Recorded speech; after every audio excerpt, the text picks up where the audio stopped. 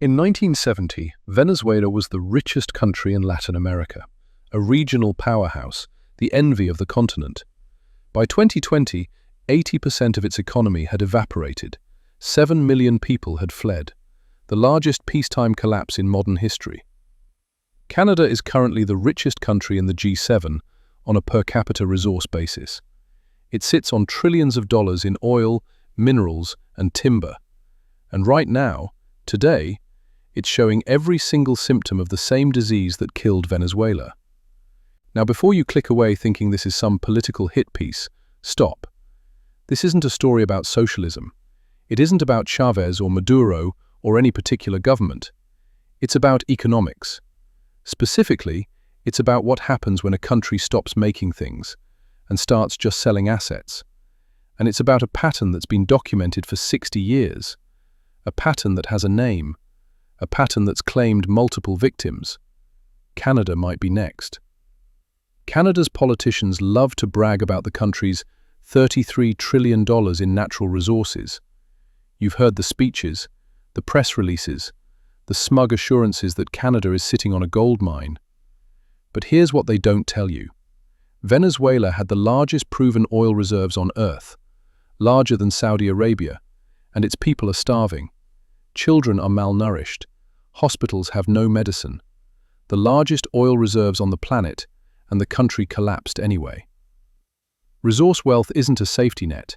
It's the bait in a trap. So is Canada doomed to follow Venezuela into collapse? Or is there still time to escape? The answer is hidden in the data, in the trade numbers, in the warnings that have been ignored for 15 years. And it starts with a discovery in the Netherlands, 60 years ago. 1959, the Netherlands. Farmers and factory workers. Philips makes TVs that the world wants to buy. Shipyards build vessels. Textile mills hum along. A normal European economy, doing normal European things. And then they found gas. The Groningen gas field, one of the largest natural gas deposits in history. Overnight, the Netherlands went from comfortable to obscenely rich. So what could possibly go wrong? Everything. Here's what happened. All that gas gets exported. Foreign money floods into the country. The Dutch guilder, their currency, gets stronger and stronger and stronger. Think of it like this. Imagine your paycheck suddenly doubled overnight. Sounds great, right? But here's the catch. So did the price of everything you sell. You can buy more stuff, but nobody can afford to buy from you anymore. That's Dutch disease in one sentence. Your money gets stronger, but your factories get weaker. If you're a Dutch citizen, a strong currency sounds great. Your imports are cheap. You can buy German cars and French wine for less than ever before. But if you're a Dutch factory owner, disaster. Your products just got more expensive for everyone outside the Netherlands. That Philips TV that used to be competitive, now it costs 20% more than the Japanese alternative. Why would anyone buy it? Factories close. Workers shift from making things, actual products you can export, to service jobs and extraction jobs. The economy hollows out from the inside.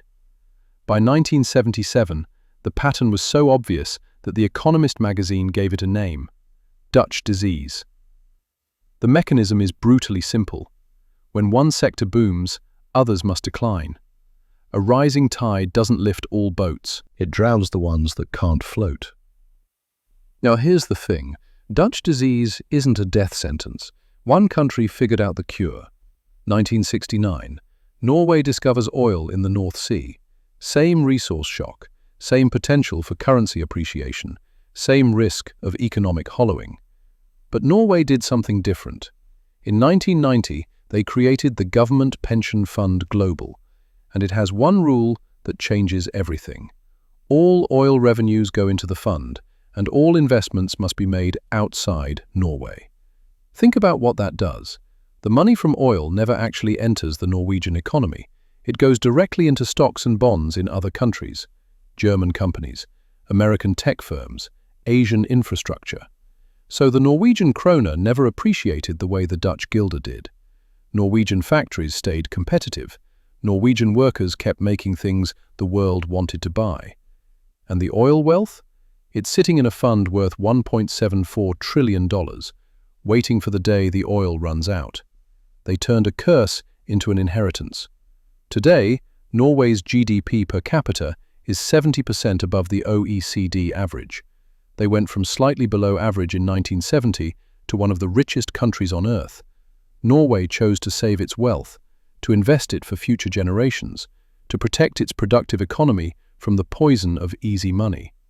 Other countries did not. Now let's look at what happens when you ignore the diagnosis. Before oil, Venezuela was one of Latin America's largest agricultural exporters: coffee, cocoa. In 1920, agriculture was 30% of their GDP, a diversified, productive economy. Then oil happened. Oil's share of Venezuelan exports went from 2% in 1920 to 91% by 1935. 15 years. That's all it took for Dutch disease to completely take over. And here's the critical mistake. When global coffee prices crashed in 1930, most Latin American countries devalued their currencies, made their exports cheaper, stayed competitive. Venezuela did the opposite. They kept their currency strong to buy cheap imports. Farmers couldn't compete with cheap foreign food. They fled to urban shantytowns. Agriculture died. The country that once fed itself now imported everything. And the one man who saw where this was heading? He was one of the architects of the system. Juan Pablo Pérez Alfonso, one of the founders of OPEC. He helped build Venezuela into a petrostate. And he looked at what they'd created and called it the devil's excrement. He was right, and nobody listened. Now let's look at what happens when you ignore that warning for 50 years. Venezuela's manufacturing sector. 1990. 50% of GDP. Still diversified, still making things. 1999. Down to 24%. For context, the rest of Latin America only fell from 36 to 29% in the same period. Venezuela was declining twice as fast as its neighbors. By 2014, essentially zero. For decades, Venezuela didn't need to make anything. Oil paid for everything. Why build a factory when you can just import whatever you need? Why train engineers when you can just hire foreign contractors? By the 2000s, Venezuela imported 70% of its food. A country with some of the most fertile land in Latin America couldn't feed itself. The problem with importing everything is simple. It only works as long as the money keeps flowing. 2014. Oil prices crash from over $100 a barrel to below 30. And Venezuela, the country that had forgotten how to do anything except pump oil, imploded. Hyperinflation, 130,000% in 2018. Your savings became worthless overnight. GDP collapse, 80% contraction between 2013 and 2025. Let that sink in. 80%. The largest peacetime economic collapse in modern history. The US Great Depression was 29%. Venezuela was nearly 3 times worse. 7.7 million Venezuelans fled the country. 22% of the entire population. That's not emigration, that's an exodus. It exceeded the Syrian refugee crisis to become the largest migration event in modern history.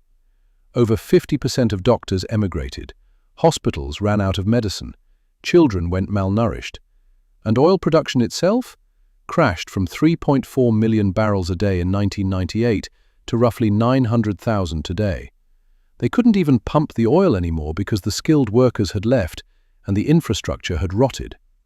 The man who helped create OPEC saw it coming in the 1970s. He called oil the devil's excrement. He watched his country build an economy on a single commodity and predicted exactly what would happen. His country drowned in it anyway. Venezuela didn't collapse because of one bad leader. It didn't collapse because of socialism or capitalism or any particular ideology. It collapsed because it spent 50 years forgetting how to do anything except pump oil. When the oil money stopped, there was nothing underneath. So here's the question that should be keeping Canadian policymakers up at night. Is anyone in Canada paying attention? Let's check the vitals. Symptom number 1. The death of manufacturing. Canada's manufacturing sector. The 1950s, roughly 30% of GDP. Factories everywhere. Cars, steel, machinery. A country that made things. The year 2000, down to 20%. Today, roughly 10%.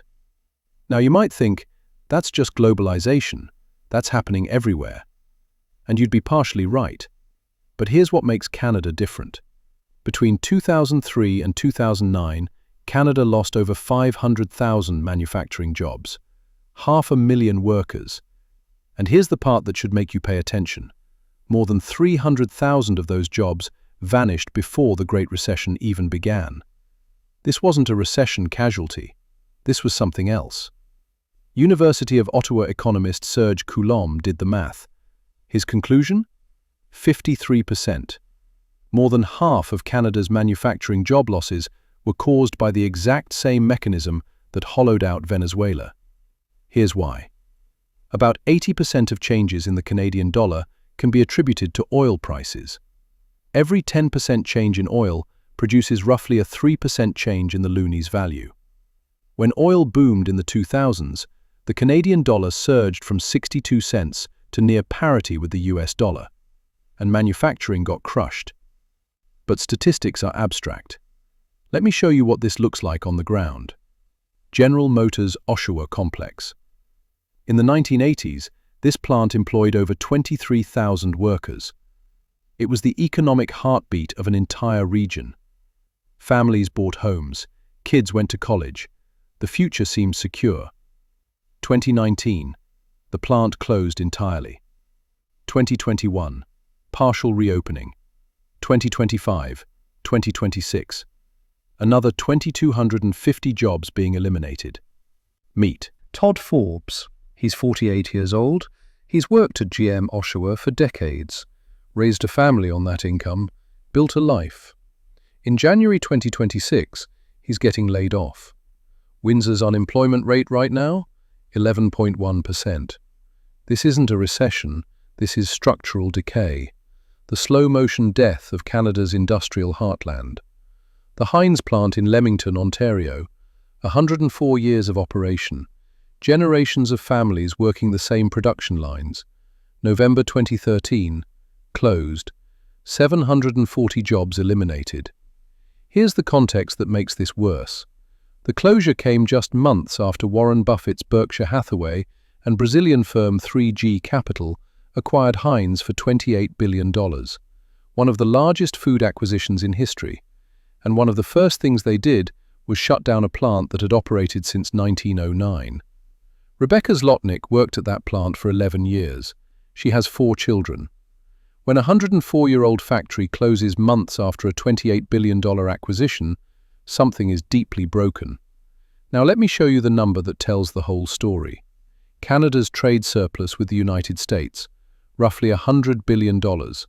Sounds healthy, right? Canada's exporting more than it imports. The economy's humming along. But strip out energy. Take away the oil and gas. Canada runs a $40 billion annual deficit with its largest trading partner. About 1% of GDP, every year, for 16 consecutive years. Let that sink in. Without oil, Canada imports more from the US than it exports. The country that once exported cars and machinery now exports oil and imports the manufactured goods it used to make. But here's where Canada's story diverges from Venezuela. Because Canada didn't just catch Dutch disease from oil, it found a new infection vector: real estate. Venezuela had oil. Canada has condos. Real estate now accounts for over 20% of Canadian GDP. Some estimates put it at 28% when you include related financial services, up from around 14% just a few years ago. In the first quarter of 2022, housing accounted for almost half of Canada's GDP growth. Half. Not manufacturing, not technology, not exports. Houses. Canadian residential investment hit 10.3% of GDP in early 2021. For context, the United States reached 6.7% at the absolute peak of its 2006 housing bubble, the bubble that triggered a global financial crisis. Canada blew past that level like it was nothing. Venezuela had oil, Canada has condos. Both are non-productive assets. You can't export a house to Germany, you can't ship a condo to China. You're just selling them to each other, with bigger and bigger mortgages. Housing prices versus median income. Before 2007, 6 to 9 times. Stretched, but manageable. 2022, 16 times median income. Mortgage payments now consume 77% of median household income nationally. The historical average? 54%. In 1986, a young adult could save for a down payment in 5 years. Today? 17 years nationally. Nearly 30 years in Vancouver and Toronto. 63% of Canadians who don't own a home have given up on ever owning one. 34% of young Canadians are considering leaving the country entirely because of housing costs. When a third of your young people are thinking about emigrating because they can't afford shelter, you have a problem. And Canada's problem has a name. It's called a rentier economy. An economy that extracts wealth instead of creating it.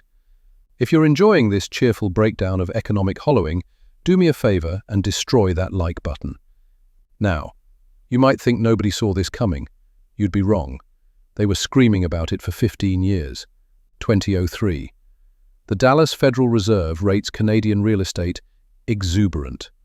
They put it on their bubble watch list. It's been there ever since. 2007.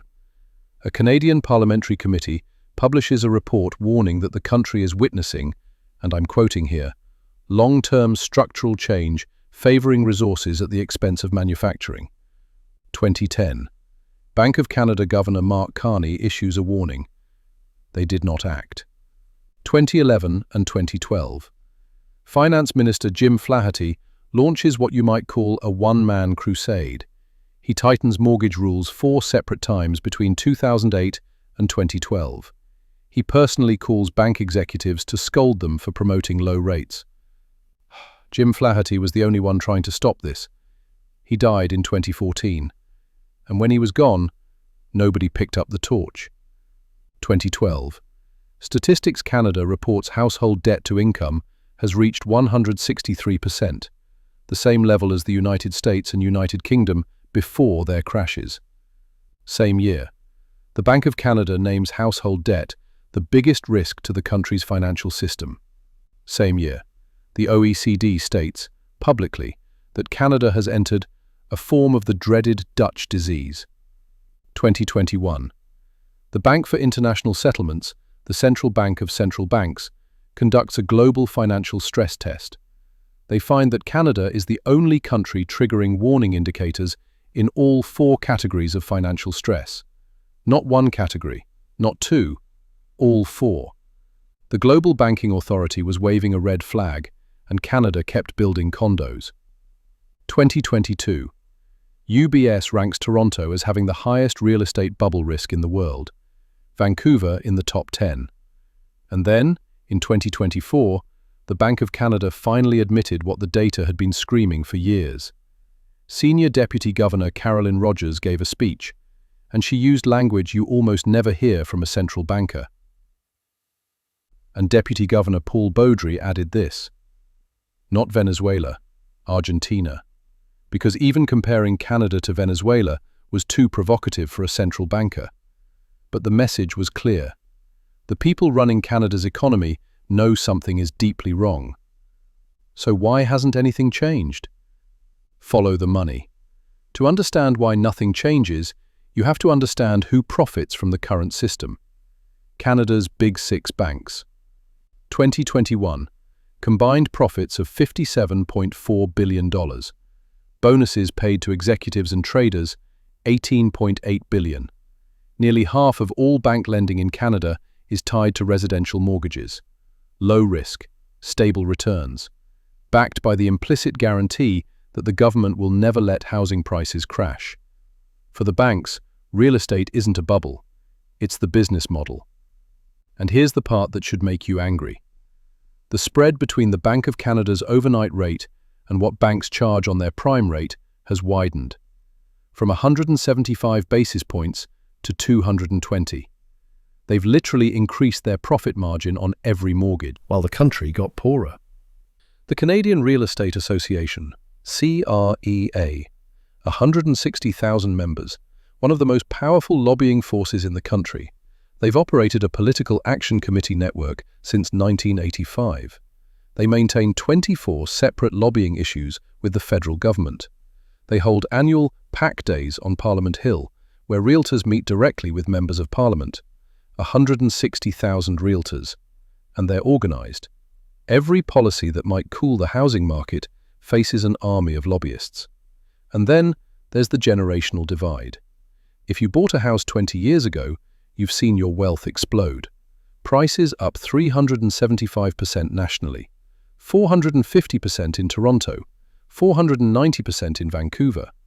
Real estate now accounts for over 40% of total household assets in Canada.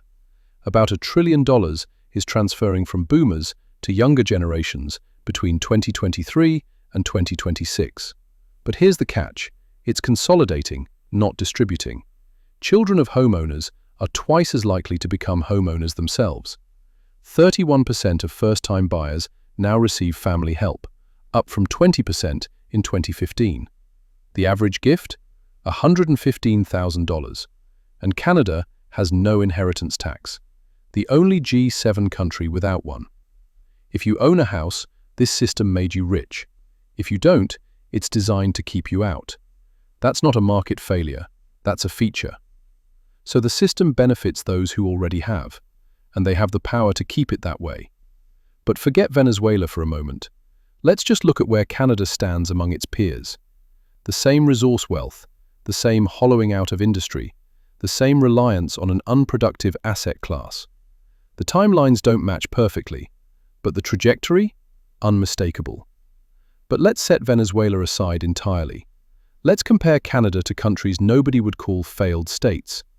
The OECD forecasts that Canada will have the worst per capita real GDP growth among 38 advanced economies for the next 40 years. Not the next 5 years, 40 years. Dead last among developed nations. Canada's GDP per capita has fallen below the OECD average for the first time since at least 1970. A country that was once a leader among developed nations is now below average. The gap with US GDP per capita is now 50%. The United States generates 50% more economic value per person than Canada. That gap is unprecedented since 1945. In the late 1970s, the US was only 10% ahead. Here's what that looks like regionally. Ontario, Canada's most populous province, home to Toronto, the economic engine of the country, now has a GDP per capita somewhere between South Carolina and Alabama. The Atlantic provinces? Below Mississippi. Per capita GDP has declined in 8 of the last 9 quarters. Canadian standard of living was lower in 2023 than it was in 2014. Let that sink in. A decade of going backwards. Canada now generates just 71% of the value created by the US per hour worked, a 17% decrease since 1984. Canada isn't becoming Venezuela. It's becoming America's attic, a place to store resources until someone else needs them. And here's the thing, Canada doesn't have 20 years to figure this out. The first stress test is coming in months. 2025 and 2026. 1.2 million fixed-rate mortgages worth over $300 billion are coming up for renewal. 85% of these mortgages were obtained when the Bank of Canada rate was at or below 1%. 1%. The expected payment shock when these homeowners renew? 30 to 40% increases. Monthly payments jumping by hundreds, in some cases thousands of dollars. And over 20% of buyers who purchased in 2021 and 2022 are already underwater. They owe more than their homes are currently worth. They can't sell without taking a loss. They're trapped. The International Monetary Fund stated it plainly. Canada runs the highest risk of mortgage defaults among advanced economies. If even a fraction of those homeowners can't make their new payments, the ripple effects hit everything. Consumption drops, businesses fail, employment craters, confidence evaporates. And there's another tripwire. Over 75% of Canadian exports go to the United States. And as we've established, strip out energy and Canada runs a deficit. The Bank of Canada has modeled what happens if trade disruptions hit. Their conclusion? GDP could contract by 2% or more. Mortgage arrears could rise to levels comparable with or higher than the 2008-09 global financial crisis. Canada built an economy that depends on two things: selling oil to the US and selling houses to each other. What happens when either of those stops working? So is Canada's fate sealed? No, not yet. Here's the crucial difference. Let's be honest about what Canada has that Venezuela didn't. Democratic institutions, an independent judiciary, a central bank that actually controls inflation. These aren't small things. Venezuela's institutions were corroding for decades before the economic collapse. Canada's are still functional. Canada also has genuine economic diversification, even if it's atrophied. There's still a tech sector, still financial services beyond mortgages, still some manufacturing. The patient is sick, but not dead. And remember Norway. The existence of Norway proves that resource-rich countries can escape the curse. It's not inevitable, it's a policy choice. Venezuela's institutions collapsed before its economy did. Canada's institutions are still intact. That's why there's still time. But not unlimited time. The first step to curing a disease is admitting you have it. What would need to change?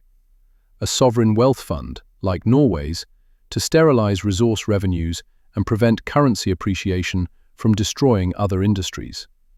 Industrial policy to rebuild productive capacity. Actual factories, actual exports, actual jobs that create value instead of extracting it. Tax reforms that discourage housing speculation and encourage business investment. Right now, the incentives point in exactly the wrong direction. And investment in productivity. Canada's R&D spending is 1.81% of GDP. The OECD average is 2.73. The US is 3.46. Business investment per worker in Canada is roughly half the US level. The Bank of Canada has called productivity an emergency.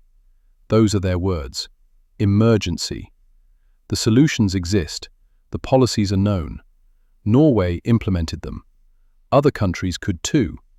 The question is whether there's political will to implement them, when so many powerful interests benefit from the status quo. And the stakes aren't abstract.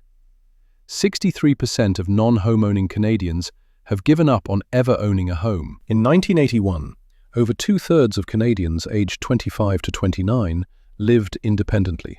By 2021, just over one quarter. The proportion of income going to housing, 39% in 2019, 54% in 2024. The intergenerational promise, the idea that each generation does better than the last, is breaking down in Canada.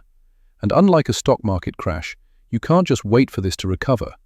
A generation that never accumulates assets never catches up. The gap compounds. The divide hardens. The ladder gets pulled up behind those who already climbed it. So what is the $33 trillion lie? It's not that the number is wrong, though it probably is.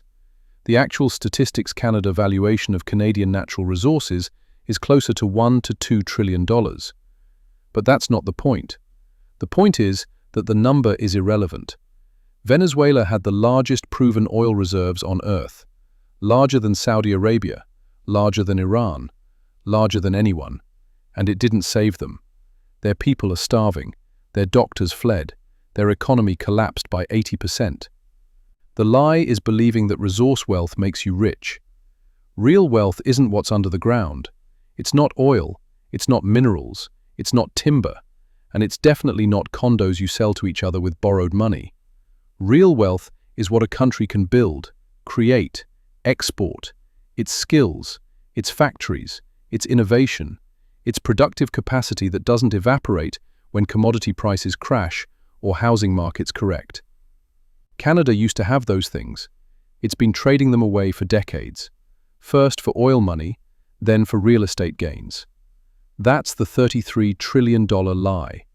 The belief that you can sell your way to prosperity, that you can flip houses forever, that the money will never stop. Venezuela learned the hard way that it can stop, and when it does, there's nothing underneath.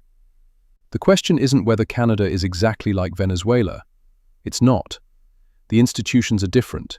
The diversification is different. The timeline is different. The question is whether Canada will learn from Venezuela's mistake before it's too late. Because right now, the warning signs are flashing, the data is screaming, and the people in charge are finally admitting they're worried. We don't want to become another Argentina. It's time to break the glass. These aren't conspiracy theorists. These aren't doom merchants. These are the deputy governors of the Bank of Canada, the people who see the numbers every day. Norway saw the same warning signs in the 1960s. They made a choice. They built a sovereign wealth fund. They protected their productive economy. They turned a curse into an inheritance. Canada is standing at the same fork in the road. The question is, which path it chooses.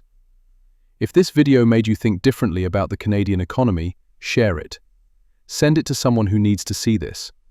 The more people understand what's happening, the harder it is to ignore. Now I want to hear from you. Drop your answer in the comments. What's the first policy change Canada should make to escape Dutch disease? Should it be a sovereign wealth fund like Norway? Tax reform on housing speculation? Industrial policy to rebuild manufacturing? Or something else entirely? Let me know below. And if you want to understand how other economies have collapsed or escaped collapse, hit subscribe. We break down the economics that history books leave out. I'll see you in the next one.